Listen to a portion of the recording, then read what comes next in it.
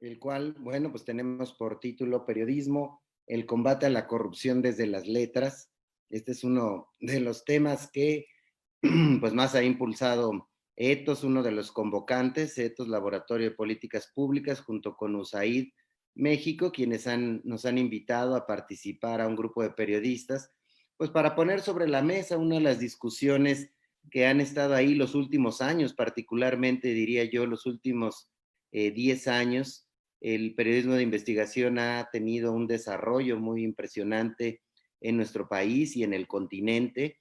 Y bueno, pues voy a tener el placer y el gran gusto de participar en este panel con tres grandes periodistas que han sido protagonistas de las grandes revelaciones que ha dado nuestro país sobre los temas de corrupción.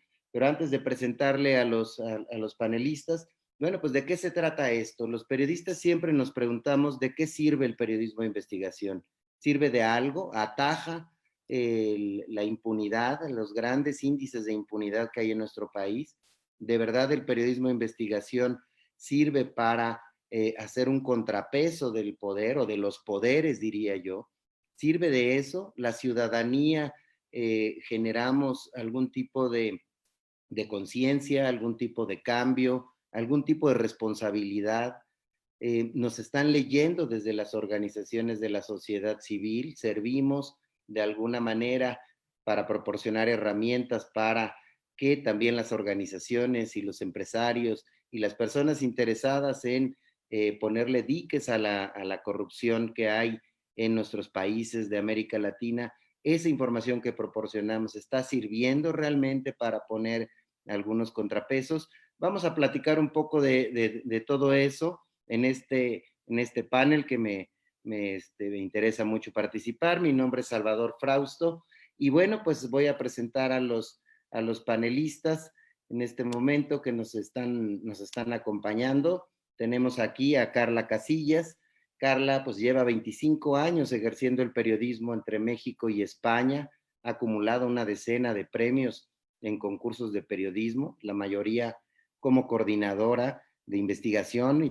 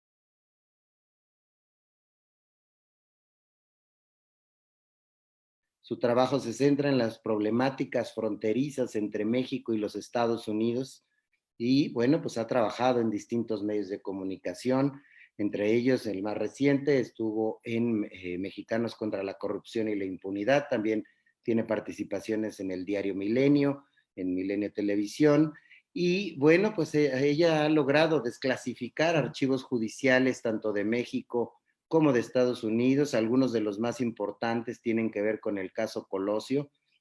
A partir de ellos, pues ella es autora de un libro que ha tenido una gran difusión, que es Los testimonios desde Almoloya, en el que relata pues los pormenores de qué hace Mario Aburto ahí en la cárcel. Y entre sus investigaciones recientes está todas estas revelaciones sobre el hijo de Bartlett, estas compras que hizo de ventiladores, en donde pues fue autora de esta investigación junto con nuestro tercer invitado, a quien también me da mucho gusto presentar, que es Raúl Olmos. Raúl Olmos, bueno, pues aquí está con nosotros acompañándonos. Él ejerce el periodismo desde 1988, ganó el Premio Nacional de Periodismo 2009 en la categoría de reportaje, donde tuvo mención de honor en el Premio Internacional de Solidaridad con los Refugiados y en el premio Rostros de la Discriminación. Raúl en el 2014 se convirtió en el primer periodista mexicano en formar parte de la lista de ganadores del Premio Latinoamericano de Periodismo de Investigación por su pesquisa sobre los legionarios de Cristo, uno de los temas que ha seguido con mucho ahínco. También fue mención honorífica del Premio Excelencia Periodística 2017, segundo lugar del Premio Alemán de Periodismo Walter Reuter, también en el 17, por la investigación El entramado detrás de la operación de espionaje de Pegasus, una investigación que seguramente recordamos. Y también fue primer lugar del Premio Alemán de Periodismo Walter Reuter por la investigación La negra historia de Odebrecht en México. Bueno, su último libro es El saqueo corporativo. Y bueno, pues es un gran gusto tener a estos tres grandes periodistas para ir desentrañando qué es lo que hay ahí en el campo del periodismo y cómo contribuimos a pues poner sobre la mesa estos temas en el radar del poder público, poder político, pero también en medio del poder de los empresarios y la participación de la sociedad civil. Con eso doy la bienvenida a mi compañera, mi colega Carla Casillas. Carla, bueno, pues te arrancaría con la pregunta de cómo contribuye el periodismo al combate a la corrupción. ¿Cómo nos contestarías esta pregunta a partir de tu reciente experiencia como jefa de investigación de las 3 muertes de Marisela? Pues digamos, cómo esa experiencia puede arrojarnos luces sobre pues el gran poder de la corrupción que impide que se llegue a la justicia, Carla. Sí, bueno, primero que nada, muchas gracias por la invitación al panel. Me da muchísimo orgullo estar al lado de Raúl y de Laura Sánchez Ley, dos periodistas que admiro muchísimo, y con Laura he tenido el gusto de trabajar, ¿no? Con ella. Sí, la verdad, a ver, en el caso de Marisela Escobedo específicamente, todavía no vemos las consecuencias. Han pasado ya 10 años, 12 años del feminicidio de su hija Rubí, y 10 años del feminicidio de ella misma, ¿no? Del crimen atroz.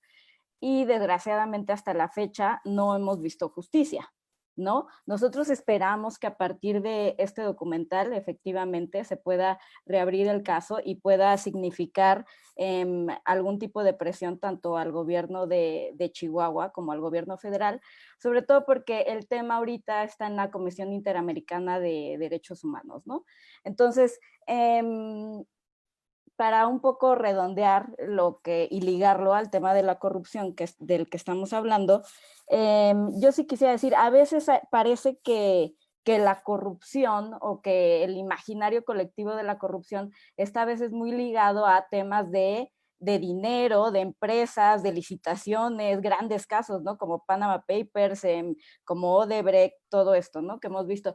Pero también hay mucha corrupción política, ¿no? Y esto también entra en la canasta de la corrupción, que también son omisiones, son no dar la justicia a las víctimas, y en este caso es muy evidente, ¿no? En ambos casos, el de Rubí Marisela. Por un lado, en el caso Rubí tenemos una serie de indolencias, impericias, etcétera, en la investigación del feminicidio.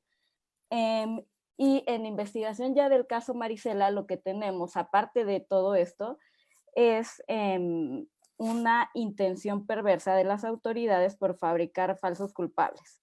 Y eso es directamente un acto de corrupción o actos de corrupción, ¿no? En donde no se ha dado justicia. Entonces, el reto aquí principal, hablando y metiendo un poco más ya al tema de la corrupción, fue cuando tú tienes un archivo y desempolvas un caso de hace 10 años, tienes que buscar y rebuscar todo. Y tú sabes por ciertas o primeras fuentes que te dicen que ese archivo está lleno, o ese expediente judicial está lleno de mentiras. Entonces es un reto absoluto decir o identificar en dónde están esas mentiras, porque las mentiras vienen y están plasmadas en un archivo judicial, ¿no? Entonces es dificilísimo poderlo plasmar.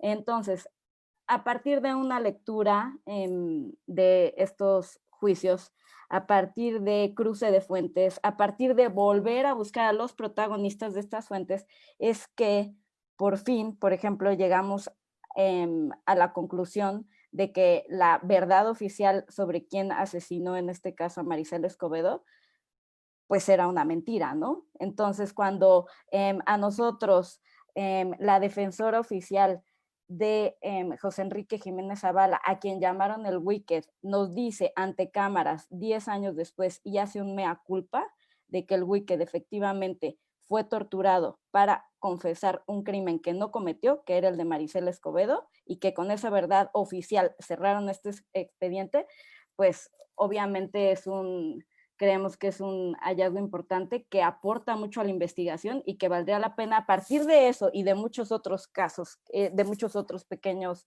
hallazgos que documentamos, pues que haya la oportunidad de reabrir y poner sobre la mesa este caso nuevamente.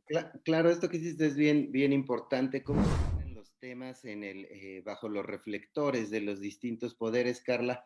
A propósito de esto, le preguntaría a Laura Sánchez Ley, a partir de tu experiencia, Laura, en reportajes tan relevantes como pues el seguimiento que has hecho desde hace muchos años al caso Colosio, al caso Aburto, pero también de experiencias recientes como las revelaciones que hiciste junto con Raúl sobre los ventiladores del hijo de Bartlett, o el tema que pusiste sobre el delegado del gobierno federal en Jalisco, que finalmente fue cesado, y quizá a partir de este último caso, es de verdad el periodismo contribuye al combate a la corrupción, y en qué medida, querida Laura.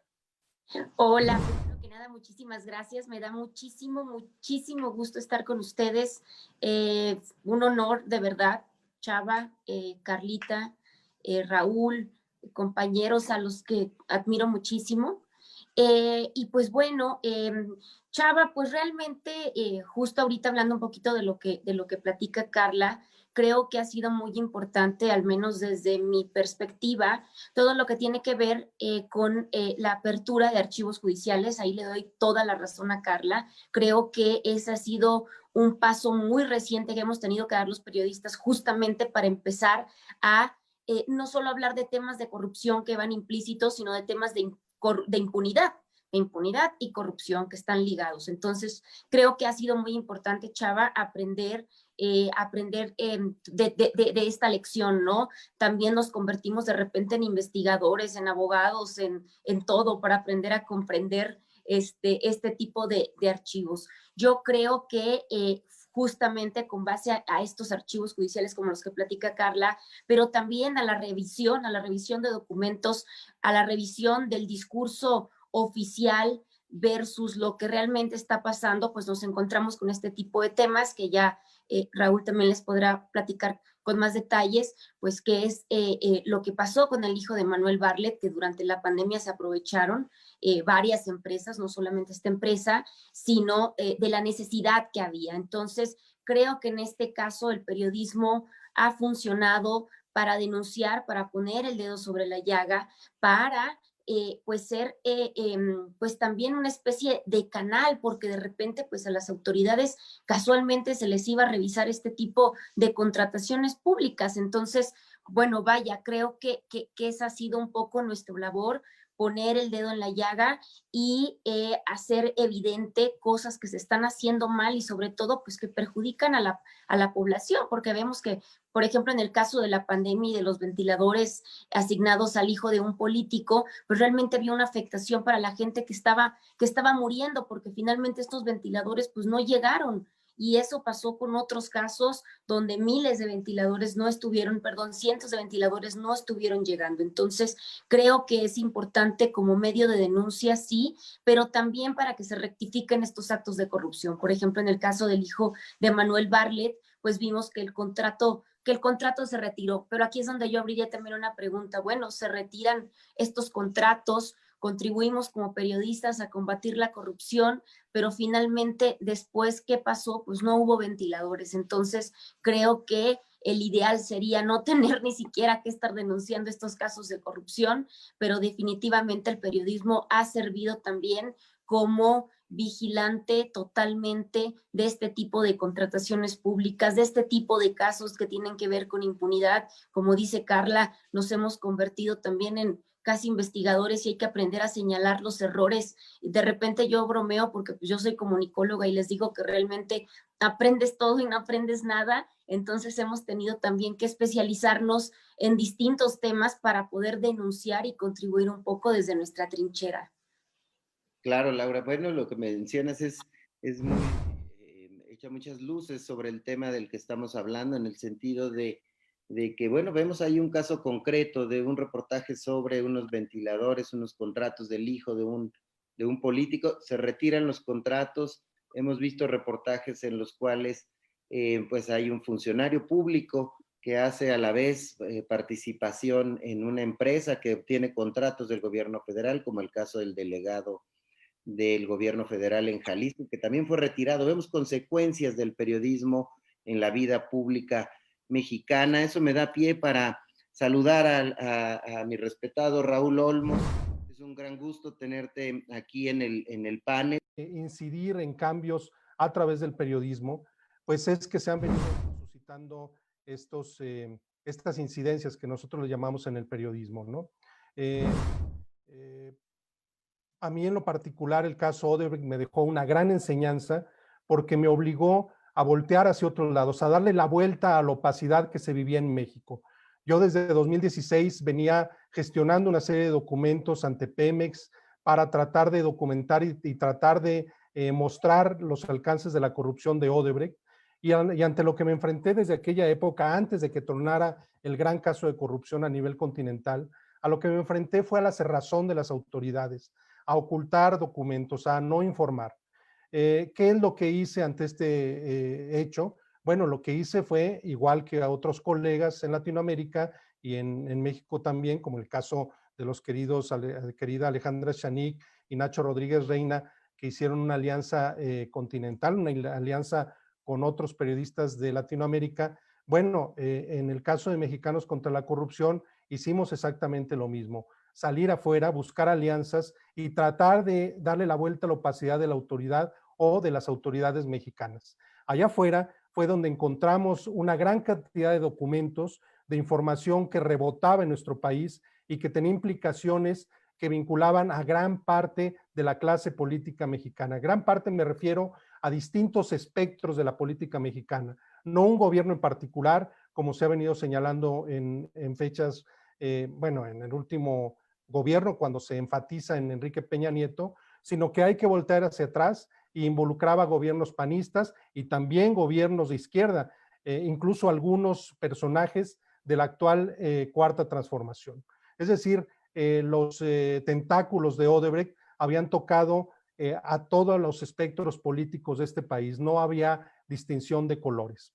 La contribución que hizo el periodismo en este caso fue visibilizar este asunto, echar luz sobre algo que permanecía oculto. Y esto de alguna forma ha venido contribuyendo a que esto pues no quede en impunidad, a que se castigue. El hecho de echar luz sobre asuntos de corrupción sin duda contribuye a que la sociedad esté pendiente, esté informada y sea demandante, exigente para que los actos de corrupción no queden en impunidad. Yo creo que el periodismo de investigación cada vez más contribuye a combatir la corrupción a través del castigo, porque no se puede entender el combate a la corrupción si no hay castigo, porque al no haber castigo, lo que prevalece en impunidad. Y lo que veníamos viendo en anteriores años era que se denunciaba, se exhibía, pero no se castigaba. Entonces ahora lo que estamos viendo es que pues se abren caminos para el castigo, ya sea castigo legal o castigo social, donde se exhibe al corrupto y ya no es lo mismo después de ser exhibido, ya queda de alguna forma marcado y en eso el periodismo de investigación ha venido contribuyendo en forma importante.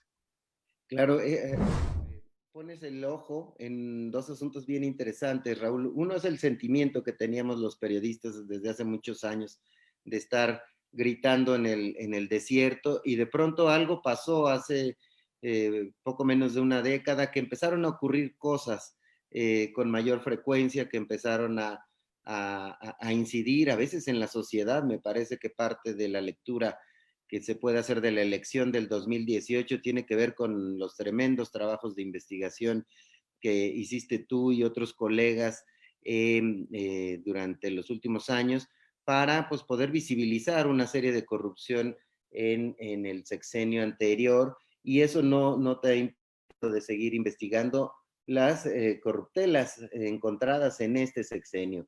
Estamos hoy más que nunca frente a un periodismo multifocal, no un periodismo sexenal como el que se hacía en otros años y que está siendo mal interpretado desde distintas esferas, como desde el poder gubernamental. Periodismo multifocal que mira al presente, que echa ojo al pasado, que mira hacia el futuro. Y en ese sentido le preguntaría a Carla Casillas, Carla, en tu experiencia de investigación en distintos temas como el cártel de la comida, el mismo documental de Marisela Escobedo, ¿con qué obstáculos te has encontrado? ¿Con qué negativas de información te has topado para poder acceder a información relevante y que pues limita el trabajo de nosotros los reporteros en un país que, bueno, pues aunque ha dado avances en el terreno de la transparencia y en el terreno de la libertad de expresión, pues encontramos esos obstáculos. ¿Cuáles son esos que tú identificas, Carla? Sí. Sí, dos cosas. Bueno, antes de abordar el tema de los obstáculos, sí quisiera decir, ¿no? Que efectivamente yo creo que antes no había un atisbo, ¿no? De esperanza de que el periodismo pudiera cambiar las cosas. Efectivamente ha cambiado mucho, ¿no? Nos están empezando a escuchar. Yo creo que estas alianzas que menciona Raúl efectivamente ayudan mucho, que los periodistas y entre periodistas nos unamos a nivel nacional, a nivel transnacional con estos equipos colaborativos y que nuestra voz se haga eco, ¿no? Y nos hagamos eco entre medios de nosotros mismos, ¿no? Antes, por ejemplo, no se veía, ¿no? Que un periodista fuera investigado por otro medio, por una radio, a contar su investigación. Y yo creo que eso ayuda muchísimo, ¿no? A visibilizar. Sin embargo, no soy tan optimista, ¿no? Porque ahí tenemos a Lozoya llegando a un hospital de lujo y gozando de privilegios igual que las Duartes o los Rosario Robles o toda esta gente que de alguna manera sigue gozando de privilegios que la población normal o común no tiene, y eso también creo que es parte de la corrupción, y hay que seguir, como dice igual Laura y Raúl, ¿no? Neceando, y que sepan que no vamos a dejar de necear, ¿no? Eso por un lado. Los obstáculos, por otro, pues son muchísimos, ¿no? Y yo creo que hay dos tipos de obstáculos. Uno es los obstáculos que, como bien menciona Raúl y como bien lo experimentamos igual en la Cosmopolitana, hay un afán de la autoridad, obviamente, por impedir visibilizar las cosas y negarnos todo tipo de información, con todo tipo de trampas y con todo tipo de argumentos, ¿no? Que ellos esgrimen. Por ejemplo, en el caso de la Cosmopolitana o del cártel de la comida, pues arguyendo que era un tema de seguridad nacional, no nos daban mucha información, ¿no? Efectivamente. En el caso de Marisela, por ejemplo, ellos empiezan a reservar información una vez que nosotros la pedimos, y eso es una trampa, ¿no? Si no la tenían reservada de antes. Todo tipo de obstáculos que la autoridad siempre te va a poner y que tienes que estar luchando a contracorriente para que te den todo tipo de información, ¿no? Que luego por otro tipo de fuentes ya llegas a conclusiones, se puede cerrar, ¿no? En determinados casos. Y otro tipo de obstáculo que a mucha gente o que a muchos periodistas no les gusta mencionar son los obstáculos emocionales, ¿no? Uno vive como periodista tensiones, o sea, estamos investigando todo el tiempo todo tipo de corrupciones que pueden afectar grandes intereses, ¿no? De empresarios y de contratos millonarios que pueden estar en juego, ¿no? En el caso de los ventiladores, en el caso de Odebrecht, en el caso de Panama Papers y de la propia Cosmopolitana, ¿no? Todo esto nos genera muchísimo estrés, ¿no? Nos genera angustia, sabemos que nos vamos a enfrentar y que podemos ser demandados, obviamente, ¿no? Y que estamos arriesgando, y sobre todo en un país como México, ¿no? Donde también los periodistas viven en una zona de peligro, digámoslo así, ¿no? Eso por un lado. Y hay otro tipo también de desgaste emocional que no solo tiene que ver con el estrés y con la tensión, sino que tiene que ver con casos ya mucho más emocionales, como es el de desaparecidos, el de feminicidios, etcétera, que también te afecta muchísimo y te desgasta, obviamente, ¿no? Entonces llega un momento en que dices, ¿vale la pena lo que estoy haciendo? Y yo, pues para cerrar como esta idea, personalmente soy un poco más pesimista de las autoridades y optimista de la respuesta de la sociedad civil, ¿no? Que salga a exigir, que salga a demandar y que ellos deben de ser, la sociedad civil, nuestros aliados para no dejar que la corrupción y cualquier tipo de corrupción siga existiendo. Claro, frente a estas negativas que te has topado, que bien mencionas por parte de las autoridades, que te hace ser pesimista de que quieran abrir más.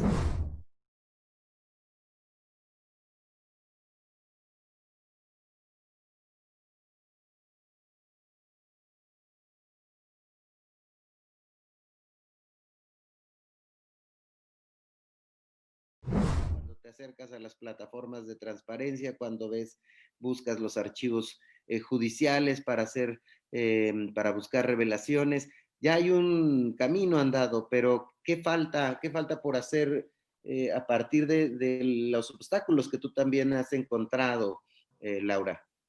Uy, bueno, yo les digo ya a los funcionarios de transparencia de las unidades de gobierno como la PGR y el Consejo de la Judicatura, cada que me niegan algo, que ya es algo personal y que no voy a parar de pedirlo y que ya es una obsesión y que no me van a ganar. Básicamente ese es un pleito tremendo que tengo todo el tiempo. Ha sido muy complejo, es muy complicado. A mí me gustaría hablar de algo que es súper difícil, que es, bueno, ya tuviste acceso a la información, ya ganaste, ya hiciste un primer paso, ya impugnaste, que es decir, cuando te negaron, ya metiste otro recurso. En algunas ocasiones hasta nos amparamos a través de la figura de abogados para que nos den la información de verdad, ya en un acto desesperado por obtenerlo. Y viene algo complejo y muy complicado que a mí me ha sucedido con archivos grandes, me sucedió con el archivo del caso Colosio, pero también me está sucediendo en este momento con el caso del Bester Gordillo. Y es que una vez que conseguiste la documentación, te dicen, ahí te va, pero son 168,000 páginas, son 130,000 páginas, son 30,000 páginas y el costo para obtener esta información es simple, una copia simple, estamos hablando de 100,000 pesos, 150,000, 200,000, certificada 1,000,000 de pesos. Entonces, ya que tuviste acceso a esta información,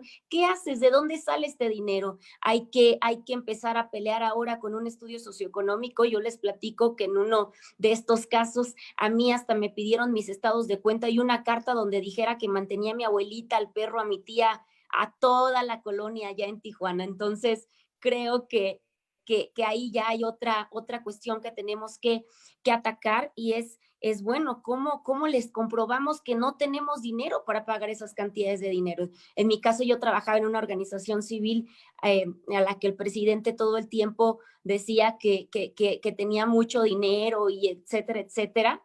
Entonces decían, a través de transparencia me contestaban que ya sabían quién era yo, en dónde trabajaba y que yo tenía mucho dinero para pagar esa información. Cuando todos sabemos que los periodistas pues no tenemos 169,000 pesos para pagar uno de estos archivos. Entonces, pues esta es otra de las cosas súper complejas, Salvador, con la que nos estamos topando. Raúl, Carla, no nos dejarán mentir, cuando hicimos el caso del cártel de la comida, el IMSS nos daba unos contratos también, me parece, como por casi 1,000,000 de pesos, ¿verdad, Carla?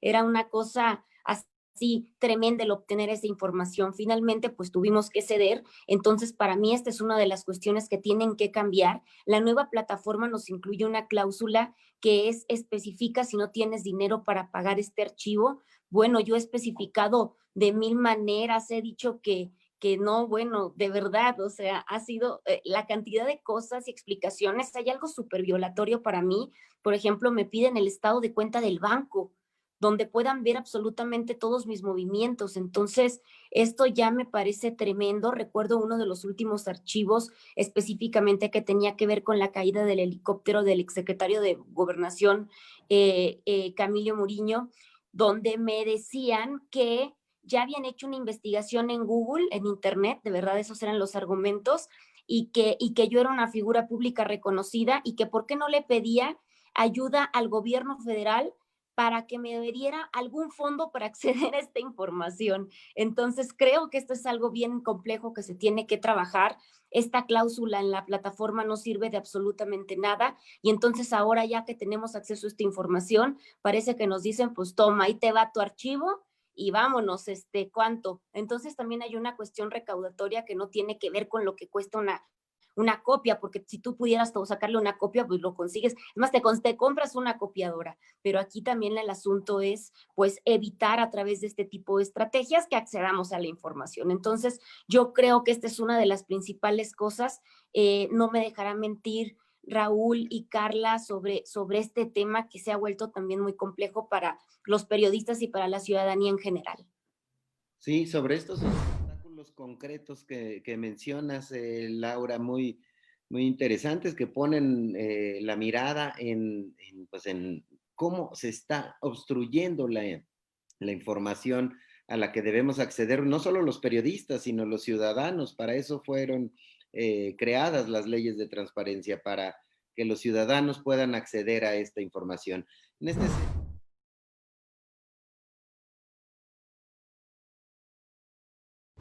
es decir, ha mejorado, ha empeorado, dónde falta corregir.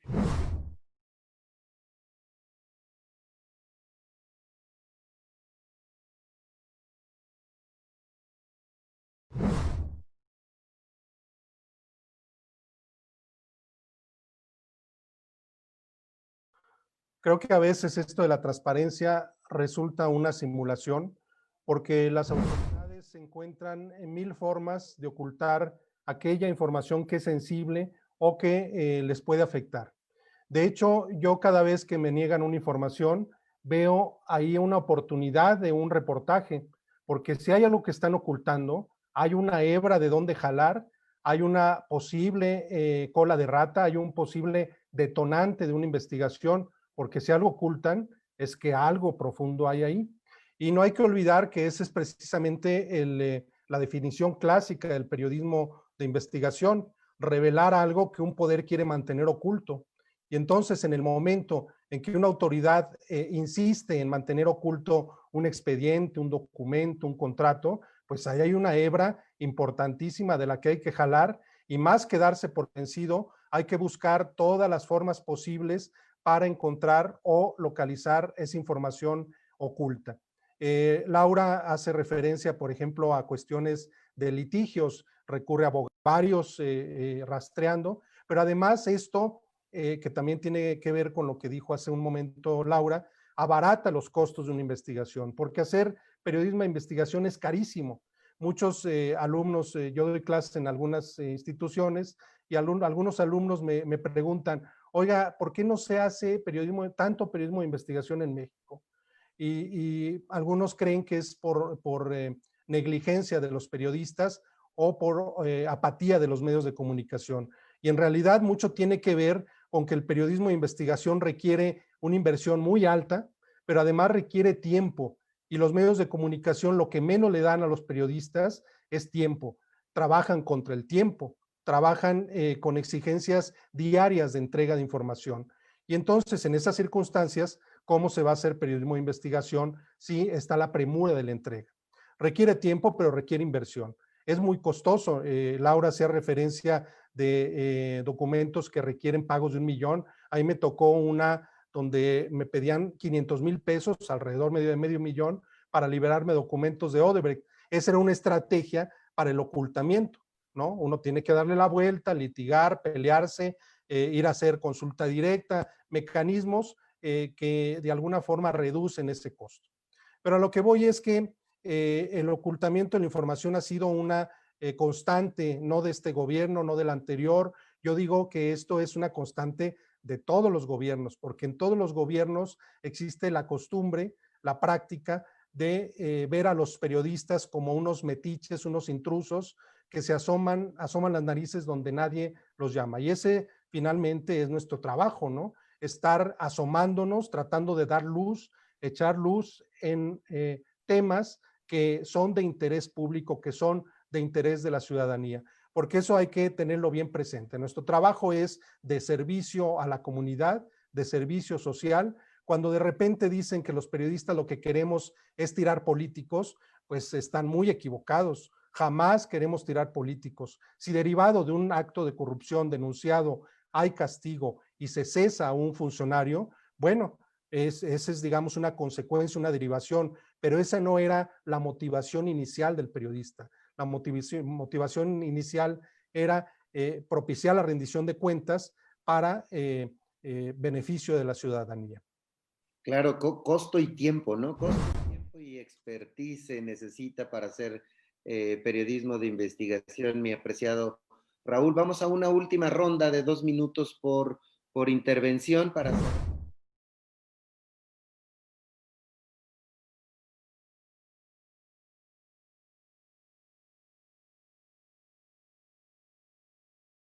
¿De qué se debería mejorar para poder ampliar los caminos del periodismo de investigación, Carla? Mira, yo la verdad creo, para concluir rápidamente, que todo abona, todo abona, todo importa, todo contribuye, ¿no? A visibilizar la corrupción, que es un tema estructural y sistémico que tenemos en México, ¿no?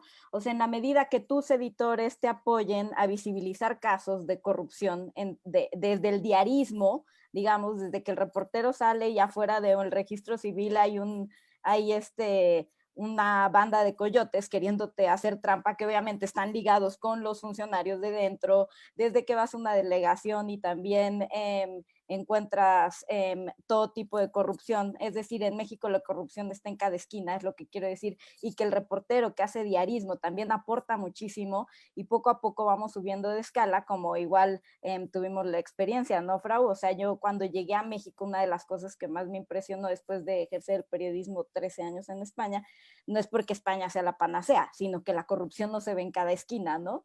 Entonces, una de las cosas que más me llamó la atención precisamente es el tema de la corrupción. Y si a mí un editor no me hubiera impulsado a hacer el pequeño tema de la corrupción en el metro, ¿no? De 4 coordinadores corruptos que recibían dinero de ambulantes para que pudieran seguir operando, después de parquímetros, de cómo se daban esos...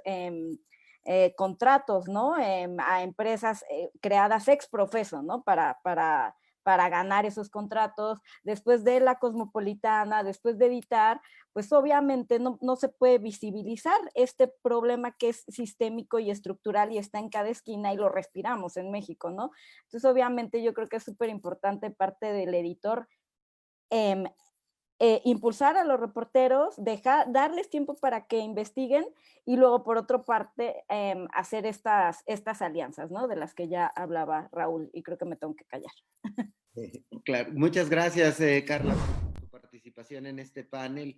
Laura, te aviento una de las preguntas, creo que tú puedes contestarla de manera muy interesante. Una de las preguntas de los lectores dice: ¿cómo evitar que las investigaciones periodísticas en materia de corrupción sean descalificadas por los gobiernos al señalarlas como fake news? ¿Qué nos dices sobre eso, Laura?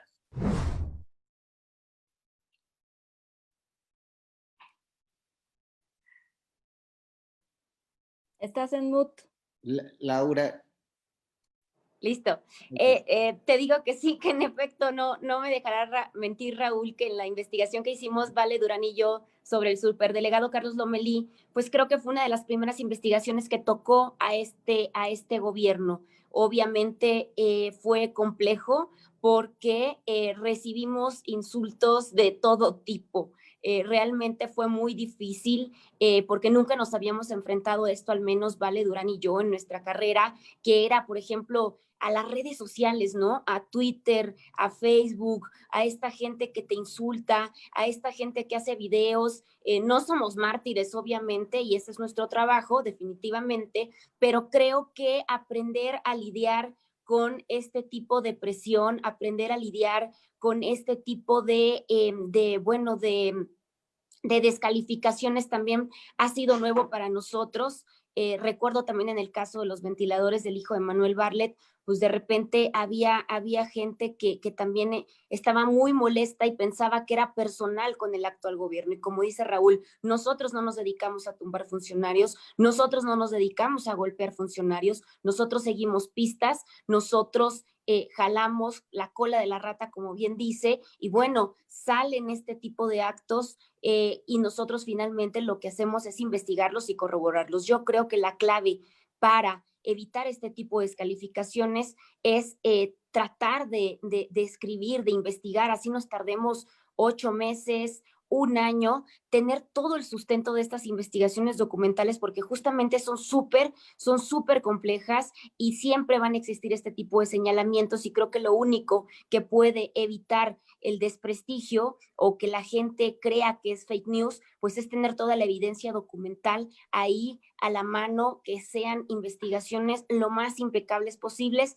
pues para que nosotros podamos defender nuestro trabajo. Desgraciadamente, en algunos casos, sé que estoy utilizando la palabra incorrecta, pero hay que defender nuestro trabajo. Y como dice Raúl, lo que sigue para mí es justamente este periodismo colaborativo hasta en el diarismo. Yo también hago diarismo, yo también hago notas diarias, y creo que un obstáculo ahorita es, bueno, más bien una ventaja que tenemos es que afortunadamente dentro de esta desgracia llamada coronavirus, pues también hay otras herramientas más que nos facilitan el acceso a la información. Ya ahondaremos en otro momento, pero por ejemplo estamos hablando, yo les hablo del caso de los juicios de grandes políticos y narcotraficantes en Estados Unidos que se están llevando a cabo, y que bueno, finalmente ahora podemos tener acceso a estas videoconferencias a través de teléfono, a través de camarita. Entonces creo que hay que compartir, hay que abrirnos, porque si a mí no se me ocurre una idea de dónde jalar la cola de la rata, probablemente otro compañero sí. El asunto es que tenga acceso a esto que estaba reservado para unos cuantos. Y pues Claro. nada, muchísimas gracias. Para mí va a ser un honor estar con mis maestros, con Raúl, con Carla, con Salvador, y pues ya me callo también. Muchas gracias, Laura, por tu participación. Raúl, te toca cerrar este panel con tu experiencia. ¿Qué falta por hacer, Raúl? ¿Qué retos tenemos los periodistas enfrente? Bueno, ya creo que ya lo completaron. Yo nada más diría y insistiría en que tenemos que ser muy rigurosos como periodistas, no dejar resquicios o espacios abiertos a la autoridad, a los poderes. Yo no me quedaría solo en la autoridad, a los poderes políticos, económicos y fácticos para tratar de desmentir o de desacreditar alguna información o investigación que uno presente. Siendo rigurosos, yo creo que de alguna forma se desactiva estos ataques o estos señalamientos o intentos de descalificación de la autoridad.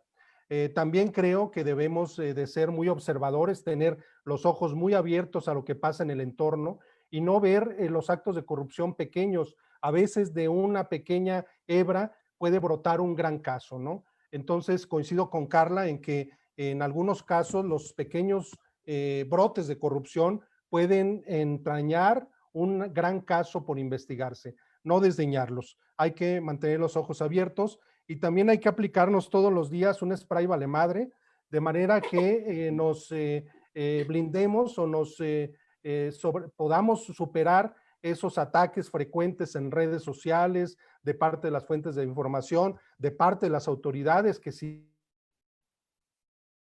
duda nos impacta, nos duele cuando nos señalan incluso por nombre y apellido.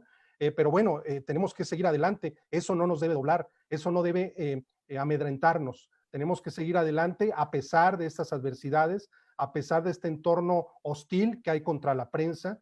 Tendremos que seguir adelante porque está de por medio pues nuestro prestigio, y la única forma de mantener nuestro prestigio es a través del rigor informativo, a través de cada vez que vamos a publicar información, confirmar, confirmar y confirmar, porque gran parte del trabajo del periodismo de investigación en tiempo se lleva no tanto en la investigación, sino en el trabajo de corroboración. Y mientras más estrictos y rigurosos seamos en la confirmación de la información, pues menores elementos tendrá la autoridad o los poderes para desacreditarnos y para dañar nuestra imagen. Muchas gracias por la invitación y gracias a Ethos por este espacio. Muchas gracias.